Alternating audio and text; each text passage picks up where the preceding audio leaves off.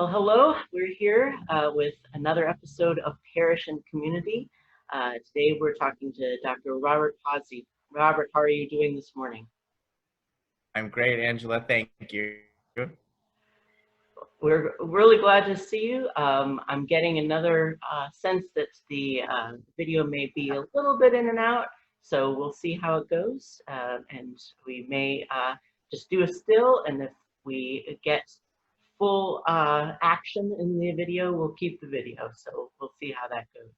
Well, first tell me how you came to be involved in College Church. Well, I basically came to St. Louis when I was in medical school, and I lived with a family who lived in Webster Groves, and they took me there, and it was one of their it wasn't their main parish, but they thought I would like it, and they brought me there first. I'd been in a youth group in Boston, and that's where I grew up, Newton, Massachusetts, and with the Father Tom DiLorenzo, and basically that same kind of attitude and fun and all was part of that. So that's how I actually got to College Church. I feel like there are a few Boston and St. Louis College Church connections out there. I know that it might be the Jesuit thing again, because Father Matthew has sent me some writings that have been published by various Jesuits in that part of the world. Yeah, we have Boston College, and Boston College is in Newton, Massachusetts, and where I grew up. So that was always on the way to my grandmother's house, essentially. So I would maybe see that sign all that time. So, and I went to a Catholic high school. It was just a community archdiocese school. It didn't have any Jesuits there, but BC was very much present in the community. So that, yeah, there was some influence. Tell me about some moments in your own journey of faith. So so after I got to College Church, well, let's see, going back when I was thinking about this question, I was one of those Catholics that was born Catholic and went to church and didn't even think of anything like that other than that's the way it was, right? Cradle Catholic. And in elementary school, I was I'm not an acolyte, we called them altar boys then. And I did that. And the thing, I guess, that shaped me was I played the accordion. I took 10 years of lessons, and I started when I was in second grade.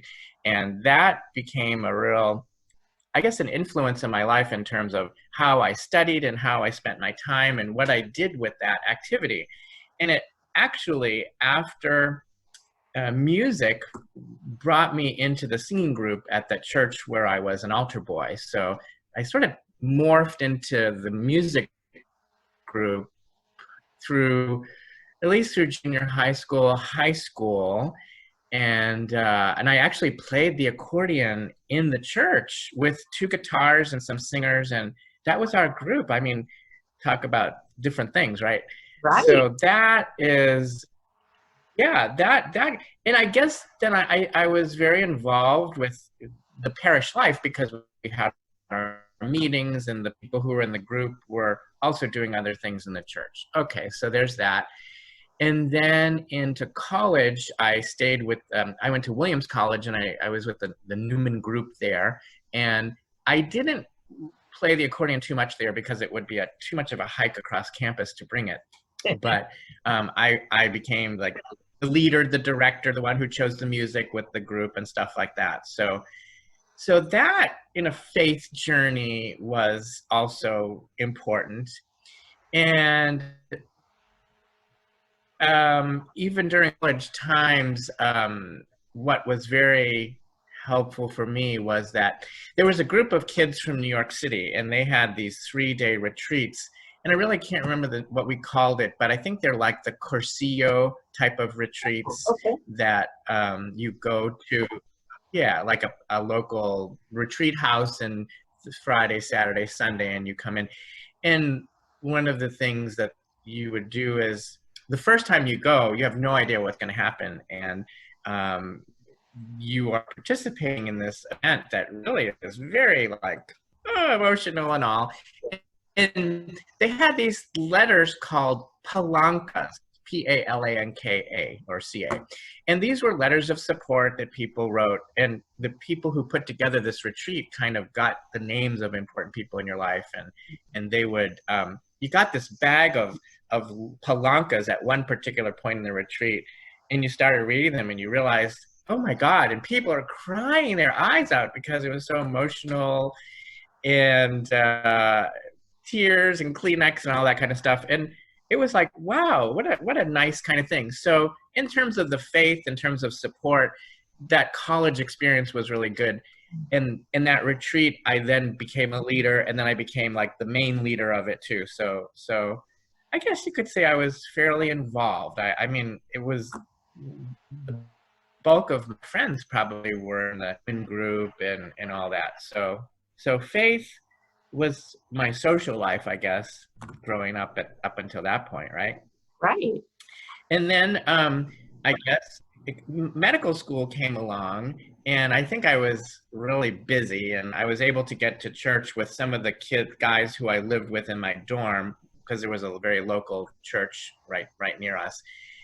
And there was a sister, Canisius, her name was, and I don't even know how I came to know her. Maybe she was at that little church, but she was kind of like a nice woman, a spiritual director person. And I remember meeting with her a couple times, and I have no idea what order she was with either, but she was a little bit of the only real good influence, I'd say, in my time at medical school. And then in medical school at the end, I did this 2 years worth of going to different rotations and learning different things at different roles all across the country, in Florida and Boston and Maine and Kansas City and all that. That was just the people you meet. But anyway, so then I get to college church and I start up there, and I'm just the regular person who attended at that point, because I didn't, got to get your feel, got to get your feet wet. And then I wanted to do Eucharistic minister. So I started doing that, and that was nice. And then all of a sudden, somebody named Jim died, and he was an acolyte. And they asked me, like, could you start being an acolyte? Could you learn how to be it? Because we really need somebody, and we thought you would do it. So I was asked to do it, and I responded, and it was fine. It was good. It was like, the need was there, and then I started doing that. So doing acolyting, and then I was in charge of the Eucharistic ministers for a little while.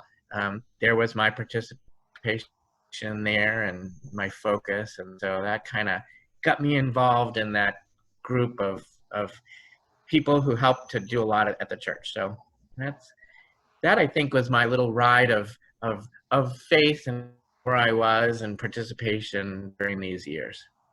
That is fascinating. There's so much to that about what it means to have like music in your life and friends and positive influences. That's a wonderful story. Thank you for sharing all of that. You're welcome. So would the accordion bit be the fun fact that fellow parishioners might not know about you, or would there be other things that would fit that bill? You guessed it. That would be it. Yeah. And it's funny when I do talk about it. It's one of those things that I guess my life playing the accordion was about practicing every day, and I did a lot of competition in Massachusetts. And in fact, maybe the biggest fun fact is that in 1979, when I was 15, I was the youngest person to win the Massachusetts Accordion Association prize. Oh, wow. Which with these, I played a concerto, and I had to play a piece written specifically for the accordion, and practice. But it was a big achievement, and so, but then came time to study for medical school, and the two of them couldn't really exist. So as the accordion kind of said, that brought me to the place I was at. Then medical school came. So years and years later, people are like, oh, you play the accordion, like take it out, let's play. But it's not really here anymore. I don't really do it. And I am a perfectionist and I don't like making mistakes. And so when I pull it out like rusty and stuff, I don't like it. But give myself a day or two or three on it, and then I'll like play a little something maybe. But it's I'm not that person who could just easily and calmly go right to it and say, "Oh, sure, let me play you my favorite polka or whatever," you know. So, Sure. but, but yeah. That's a connection in my family as well, because my mom used to play accordion, and I've not heard her play for years. And my brother recently took it up, and so he'll take it out and play like Happy Birthday for one of the nieces and nephews or something. But it's delightful. It's such a delightful instrument.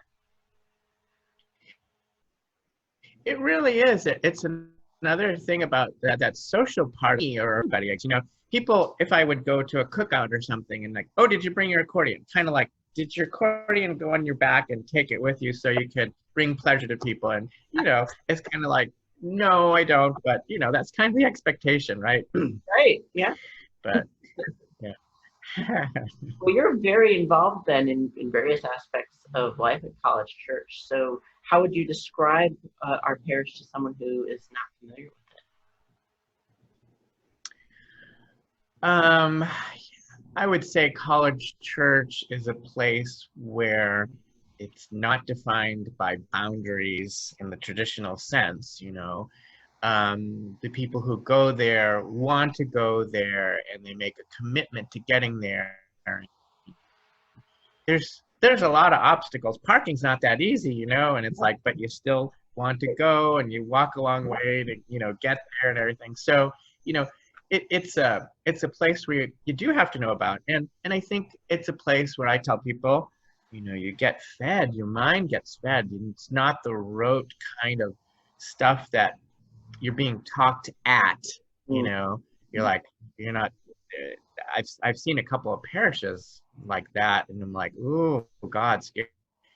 You know, here you're asked questions and you're really given food for thought, and there's reflection opportunity. And if you can't do it by yourself, there's plenty of other people who can kind of tag along with you, and you do find them to help you on your faith. And it kind of helps you think that in all the turmoil of the Catholic Church that happens, it's my group of people that I share my church with that make me want to go, you know, label it Catholic Church or what, but it's still that people, it's this group of people. So, and that's why I choose to go to this place, because I have that opportunity. I like that.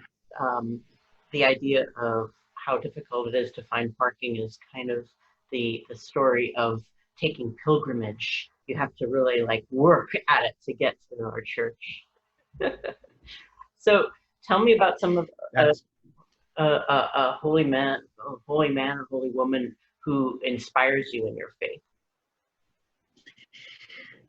So now that you mentioned pilgrimage, I'm going to give you one, St. James, that I just thought of. So in the years in the I guess it would have been the 90s when I started going to college church. I started doing more traveling, and I actually was able to go to Europe a lot. And I went with a friend of mine who knows a lot about Romanesque architecture. So part of that, the 3 or 4 trips that I took with him, I would learn all about these beautiful churches from 1200 and 1300, and that there was this Camino de Santiago de Compostela, which the way of St. James, essentially. And it starts in many places. There's like 5 different paths, France, especially Germany, Italy, but they all converge into Spain in the Camino. And although I was not walking with a stick and a backpack, I was just driving. I ended up successfully doing that beautiful, beautiful trip through Spain and to get to the whole endpoint. So therefore, there's a person, St. James, and that whole mystique of his bones being there and Spain afterward. But primarily, my favorite holy men and women would be Jesus mostly, and Mary. I think Mary and Jesus are they have so much example of realistic stuff that I can turn to and think about that really are important for me. Hmm. And then there's also, yeah, well, there's also Martha and Mary too. I love Saint Martha. I identify with her a lot. You know, I do a lot of cooking for my guests and stuff, and I always hear Jesus say, Martha, Martha. And I think, but who's going to make the food? You know, who's going to get this stuff prepared? You know, so she's my fun saint. And after all, she is a saint, so it got her someplace. Uh-huh. Yeah. Well, Robert, thank you so much for your time this morning. It's really been a pleasure. It's been fun. Thank you so much. I'm very happy that we could do this for today.